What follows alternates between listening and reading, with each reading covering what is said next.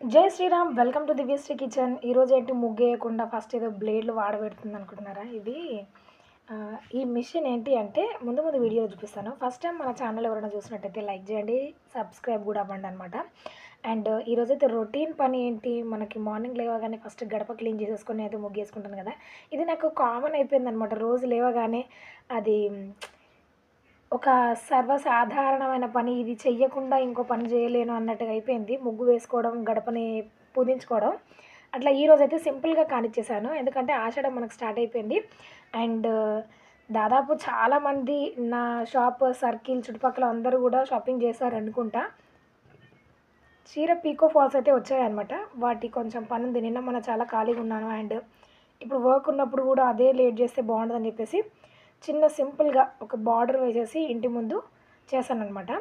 And 2 fingers తోటి ఎట్లా వేయాలి ముగ్గు అంటే, ముగ్గుని చేతిలో పట్టుకున్నప్పుడు 4 ఫింగర్స్ని ముగ్గుని ఒత్తి పట్టి మిడిల్ ఫింగర్ని ఒత్తి పడితే అటువైపు ఇటువైపు ఫింగర్ నుంచి ముగ్గు అనేది జలజల రాలుతూ ఉందన్నమాట. అండ్ అప్పుడు 2 లైన్స్ ఎట్ ఏ టైం వస్తాయన్నమాట. ఒకసారి ట్రై చేసి చూడండి. ఒక 2, 3 సార్లు మీరు నేను చూపించినట్టుగా ట్రై చేసిననుకోండి, ఈజీగా ఎవరైనా వేయగలుగుతారనమాట. ఇట్లా ఎట్ ఏ టైం 2 లైన్స్ వచ్చే విధంగా. పెద్ద కష్టమేం కాదు. చాలామంది 4 ఫింగర్స్తో కూడా వేస్తారనమాట. అది కూడా నేను ట్రై చేస్తాను. అండ్ ఈరోజు అమ్మవారి పారాయణ సౌందర్య లహరిలో ఒక శ్లోకం చెప్తా. అయితే ఈ శ్లోకం ఎంత మహిమాన్వితం అంటే, చదువుకునే పిల్లలకు కానివ్వండి, మనం ఏదైనా కొత్తగా ఏదైనా కార్యం తలపెట్టినప్పుడు అందులో విజయం రావాలి అన్న, పిల్లలకి చదివింది చదివినట్టు గుర్తు ఉండాలి అన్న ఈ శ్లోకాన్ని చదువుకుంటే చాలా మంచిదన్నమాట. అయితే ఆ శ్లోకం ఏంటి అంటే సౌందర్య లహరిలో 15వ శ్లోకం అనమాట.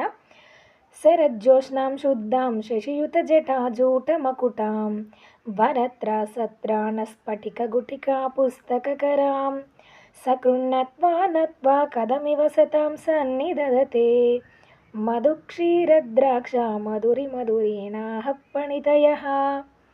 ఈ శ్లోకం అనమాట. ఎంత వినసొంపుగా ఉంటుందంటే, ఒక్కసారి మీకు నోటికి అనడం వచ్చిందనుకోండి, అదొక పాటలాగా పాడేసుకోవచ్చు అనమాట. శరజ్యోత్స్నాం శుద్ధాం శశియుత జటాజూట మకుటాం వరత్రా సత్రాణ స్ఫటిక గుటికా పుస్తకరాం సకృన్నత్వా నత్వా కదమివ సతాం సన్నిదదతే మధుక్షీరద్రాక్ష మధురి మధురీణాః పణితయః. అలాగా ఒక పాటలాగా పాడేసుకోవచ్చు అనమాట. దాని అర్థం తెలుసుకొని స్తోత్రం పఠిస్తే మనసుకి హత్తుకుంటుంది అనమాట. అంత బాగుంటుంది. ట్రై చేయండి.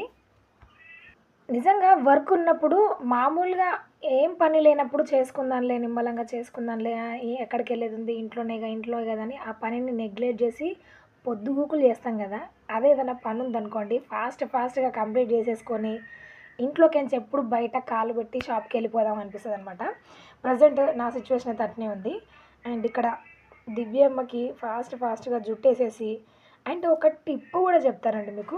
ఇట్లా జుట్లు వేసి రిబ్బన్ కట్టి పైన ఒక ఫ్లవర్ వచ్చేలాగా చేస్తాం కదా, అంత ప్రాసెస్ లేకుండా ఒక చిన్న టిప్ తోటి మీరు ఇలాగ అల్లిన తర్వాత సెకండ్స్లోనే మీరు ఆ జుట్టును వేసుకునే విధంగా ఒక టిప్ ఉందనమాట. అది నేను నెక్స్ట్ వీడియోలో పోస్ట్ చేస్తా. ఆ వీడియో కావాలి అంటే మాత్రం లైక్ చేయండి అండ్ కామెంట్ కూడా చేయండి.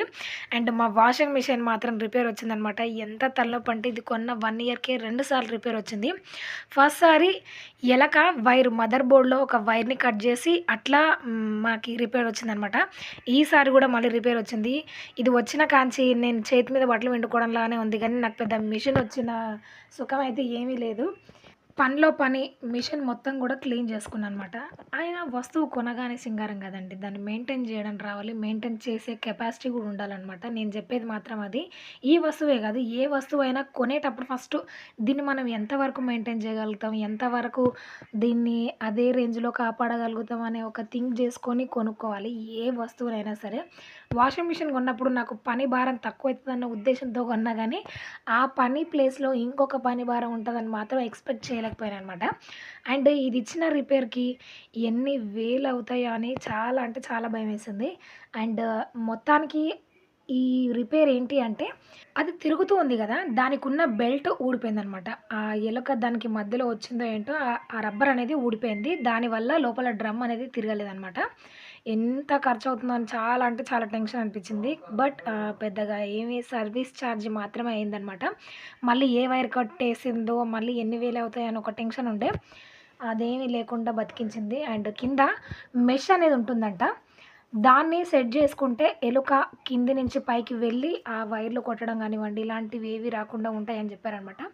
ఆ మెష్ తేవడం నెగ్లెక్ట్ చేసినందుకు ఇలాగ భారీ మూల్యాలు చెల్లించుకోవాల్సి వస్తుంది అప్పుడప్పుడు. నెగ్లిజెన్స్ ఎక్కువైతే ఇట్లాంటివి తప్పవనమాట అప్పుడప్పుడు. అండ్ ఇదేంటి అంటే ఇదొక మిషన్ అనమాట. బ్లేడ్ వాడు చేయడానికి అంటే కొంచెం షార్ప్ దాన్ని చేయడానికి వాడే మిషను. వీటిపైన మనము కత్తెరలు వాడబెట్టుకోవచ్చు. అండ్ ఇంట్లో నైఫ్స్ ఉంటాయి కదా, నైఫ్స్ని కూడా వాడబెట్టుకోవచ్చు. అండ్ మేము చేసే వర్క్కి సంబంధించిన బ్లేడ్స్ ఉంటాయి కదా మిషన్స్కి, అవి కూడా మేము వాడబెడతాం అనమాట.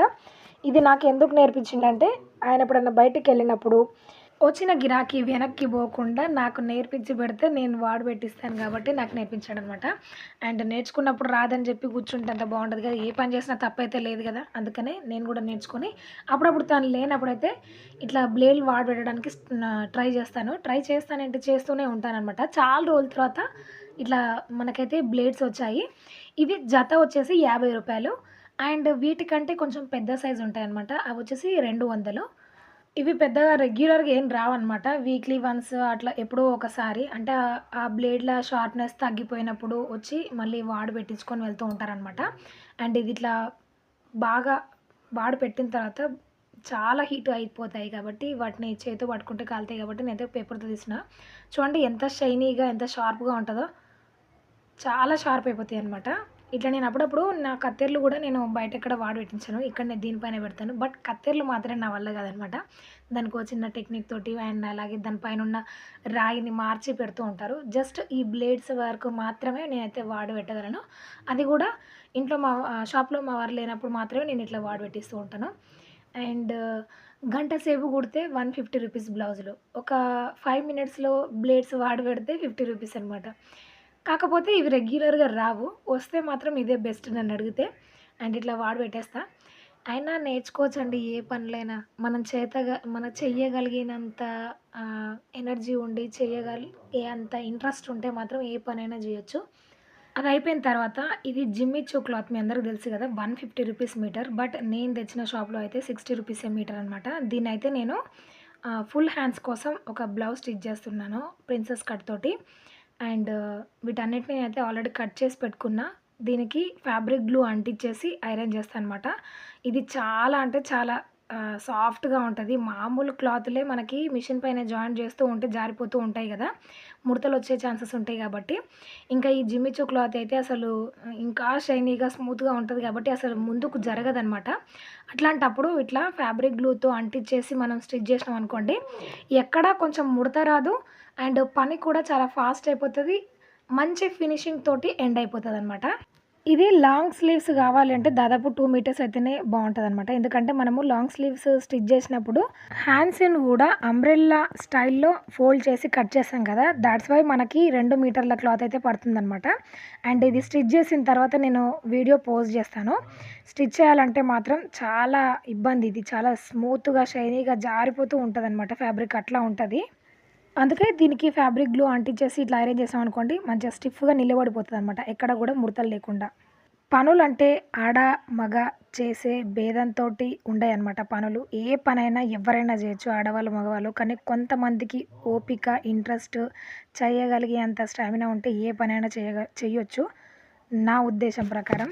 ఈ పనులు వీళ్ళే జేయాలి, ఆ పనులు వాళ్ళే చేయాలని ఏం లేదు. ఓపికుండి మీకు చెయ్యగలిగే శక్తి ఉంటే ఏ పనైనా జేసుకోవచ్చు. అండ్ ఇది వ్లాగ్ అనమాట. మీకు వ్లాగ్‌లో ఏం నచ్చిందో కామెంట్ సెక్షన్‌లో తెలియజేయండి. And me friends and family మెంబర్స్‌కి షేర్ చేయండి. మరికొన్ని డిఫరెంట్ వీడియోస్ కోసం నా ఛానల్‌ని సబ్స్క్రైబ్ అవ్వండి. Thank you for watching. జై శ్రీరామ్. జై జై శ్రీరామ్.